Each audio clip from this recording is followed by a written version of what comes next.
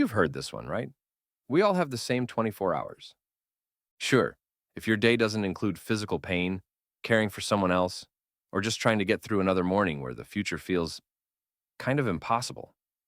For most people, those 24 hours are already spent on things you don't see in motivational YouTube thumbnails. If waking up early, journaling, and drinking lemon water were all it took to succeed, a lot more people would be thriving right now. This isn't a call out for people who like productivity systems. If they work for you, great. But too often, time management advice turns into a guilt trip for anyone who's already running on fumes. Because when someone says, just plan your day better, what they're really saying is, ignore the exhaustion. Pretend your time isn't already gone. The truth is, not everyone's starting from the same place. When your time is filled with responsibilities you didn't choose, it's not about poor planning, and no planner board is going to magically erase that. You're not the problem. The system that treats time like a personal failing, that's the problem. By the end of this video, I hope you feel less ashamed for struggling and more empowered to demand the changes that make time livable again. The 24-hour myth. Why we all have the same time isn't true. Let's start with one of the most toxic lines in productivity culture. We all have the same 24 hours. Except we don't. One person's 24 hours might include 8 hours of uninterrupted sleep, a peaceful morning with journaling and yoga, groceries delivered, meals prepped. Zero commute, time blocked for deep work and vision boards. Another person's 24 hours, waking up in pain because their body never really rests. Managing a parent's medication schedule. Riding 2 buses to a job that doesn't cover the bills. Wondering if they can afford to skip therapy again this week. And spending every spare second asking, what am I forgetting? Same 24 hours, not even close. Because time isn't just measured in hours. It's measured in freedom, energy, and choice. In a fair world, time would be equal. But in this one, it's just another thing the system distributes unequally. When we pretend everyone starts with the same blank calendar, we're not offering motivation. We're denying reality. And for the people barely holding it together, that message isn't inspiring, it's crushing. So, if you've ever felt like you're falling behind, like everyone else is doing life better than you, it's not because you're lazy or broken. It's because the game is rigged around people with backup, buffer time, and fewer invisible battles. The morning routine fantasy. When mornings aren't yours to own. Let's talk about the crown jewel of productivity advice. The morning routine. You've seen the checklists. Wake up at 5 a.m. Meditate. Gratitude journal. Green juice. Read 10 pages or run a 5K. Build an empire before breakfast. That's great if your mornings actually belong to you. But for a lot of people, they don't. Maybe your morning starts with joint pain or brain fog, not a gratitude list. Maybe you're wrangling 2 kids into shoes while mentally preparing for your 3rd shift of the week. Maybe you're caring for a parent who doesn't recognize you half the time. Or maybe you're staring at the ceiling thinking, what's even the point of today? The difference between someone's peaceful sunrise journaling and someone else's 4 a.m. scramble. It's not discipline, it's access, support, capacity. And here's the thing no one wants to say. If you manage to show up today for yourself or someone else, you're already doing more than most people see. Because there's no planner that measures the weight you carry. But the fact that you're still here, still trying, that matters. This culture paints rigid routines as choices, when for many, they're a luxury. So if your morning doesn't look like a motivational reel, that's not a failure. That's reality. And surviving it, that's success. The hidden time costs. What hustle culture doesn't see. So let's say you do carve out a few hours in your day. Here's what hustle culture won't tell you. Not all hours are created equal. 2 people might each have 3 hours free on paper, but one spends it resting in a quiet home. The other spends it trying to function after being up all night with pain, anxiety, or someone else's needs. There's the time you technically have, and then there's the time you lose to navigating transit, trauma, paperwork, side hustles, or just surviving the week. Invisible labor eats hours. Calling government offices that put you on hold for 90 minutes. Managing a disability or chronic condition no one sees. Doing emotional damage control after a toxic work shift. Grocery shopping with coupons. Because your budget has zero give. The truth? It's not just about how many hours you have. It's about how many of them you actually own. And in a system built on inequality, time isn't just scarce, it's taken. Let's say that again.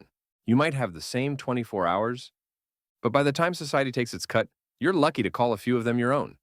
This isn't about people being lazy. It's about people being tired, trapped, and squeezed by systems that were never designed to support them. And that's the part the productivity gurus skip, because they don't see it, or they don't have to live it. Time is a class privilege. How wealth buys hours, most can't. We act like time is a personal resource, like it's something you just manage better with the right app or mindset. But time is a class privilege, and the more wealth you have, the more of it you get to protect. Wealth buys time. It pays for childcare and house cleaning. It buys shortcuts, convenience, breathing room. It lets you say no to toxic bosses and yes to sleep. Meanwhile, working class people lose time to broken systems, and then get blamed for not doing enough with what's left, as if fatigue, lost purpose, and a fading sense of direction are just scheduling problems. In theory, time is equal. In practice, it's rationed, and the people with the least always pay the highest price. And it doesn't have to be this way. We could live in a world where your value isn't tied to productivity, where your time isn't stolen by red tape, low wages, and survival mode stress. We could fund universal health care that covers mental health. We could support caregivers, whether they're raising kids or caring for elders, with actual paid leave. We could invest in transit, housing, and education that doesn't eat hours or drain souls. All of that is possible. We have the money. We just need the political will and the courage to demand it. Because billionaires aren't too busy, they're too protected. And no one needs to hoard time, money, or power while others are drowning. A better way forward. Policies that give us back our time. It doesn't have to be like this.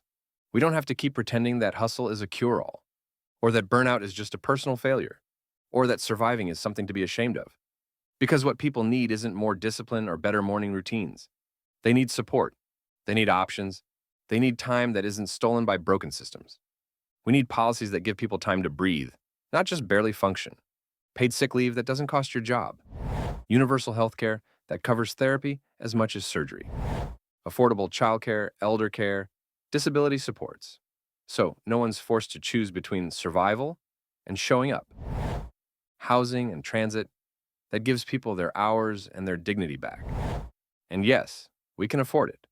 We live in a world where billionaires have private jets for their pets, where corporations hoard wealth made off the backs of exhausted workers, where we've been told there's no money, while the ultra-rich stash trillions. Tax the billionaires, fund the programs, and give people back their time.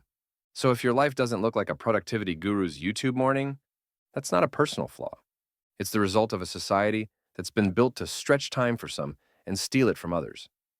But it can change, not just with better planners, but with better policies, not just with self-discipline, but with collective action. Using your voice, fighting lies, voting for real change. We need to use our voices, every single one of them. Vote for leaders who fight for workers, not corporations.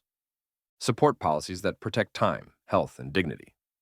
Call out the lies when politicians weaponize words like socialism or communism to scare people into voting against their own needs, especially when it threatens their real fear, taxing the ultra-rich. These politicians aren't protecting you. They're protecting themselves and their donors. They've sold the myth that fair taxes and closing loopholes will ruin society, when in truth, that's exactly how we rebuild one that works for more than just the top 1%. Because here's the truth. Many of the countries doing this better, they're not communist utopias. They're democracies with capitalism and strong social programs. They invest in their people. They know that when basic needs are met, people thrive. And when people thrive, everyone benefits. If you want to build a business or climb the ladder, great. But if you're driven by peace, healing, or community, that matters too. Everyone deserves a life of dignity, support, and rest. We don't all have the same 24 hours, but we do have the power to build a world where time isn't a luxury. It's a human right. So the next time someone says, we all have the same 24 hours, remember, that's not a fact. It's a fantasy. And it's a fantasy that keeps people blaming themselves instead of the systems stealing their time. But it doesn't have to stay that way. We can demand better. We can vote smarter. We can push for policies that protect people, not just profits. We can start by speaking up, sharing what's real, and refusing to accept advice that only works for the already privileged. If this hit home for you, drop a comment below. If you've lived this reality or want to help change it, hit like and subscribe and share with your people. And stick around. The next video breaks down another tone-deaf favorite. Everyone should have a rainy day fund. We'll talk about why that advice isn't just out of touch. It's designed to shame people for being stuck in a rigged economy. Because here, we don't just question bad advice. We expose it, and we fight for something better.